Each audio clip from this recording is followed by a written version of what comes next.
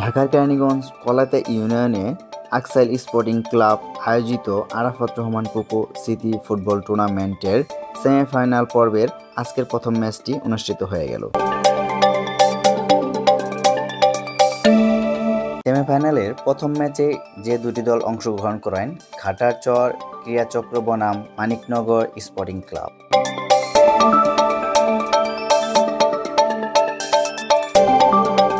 রেফারির চূড়ান্ত বাঁশিতে শুরু হয়ে যায় হাড্ডাহাড্ডি লড়াইয়ের সেই হাই ভোল্টেজ ম্যাচটি। মাঠের চারিদিকে থই থই করতেছিল অসংখ্য দর্শক। অনেক দূর দূরান্ত থেকে অনেক দর্শকই খেলা দেখতে আসেন আকসাইলের এই মাঠে।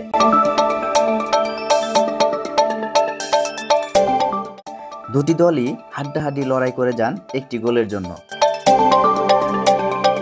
প্রথম অর্ধে কোনো দলই গোলের দেখা পাননি, কিন্তু দ্বিতীয় অর্ধে পরপর দুটি গোল করে সেমিফাইনাল থেকে ফাইনাল নিশ্চিত করেন মানিকনগর স্পোর্টিং ক্লাব।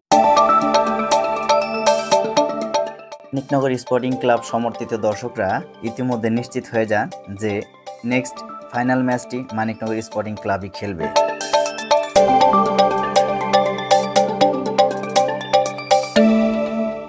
হঠাৎই মাঠে বেজে উঠল রেফারির শেষ বাঁশি, কিন্তু ঘাটারচর ক্রীড়াচক্রের একটি প্লেয়ার অমনিতেই ঝাঁপিয়ে পড়েন রেফারির ওপর, আর তাতেই বাধে রেফারি সহ সাধারণ জনগণের বিপত্তি। এদিক থেকে সেদিক ধাওয়া থেকে পাল্টা ধাওয়া, আক্রমণ হতে থাকে মাঠ জুড়ে।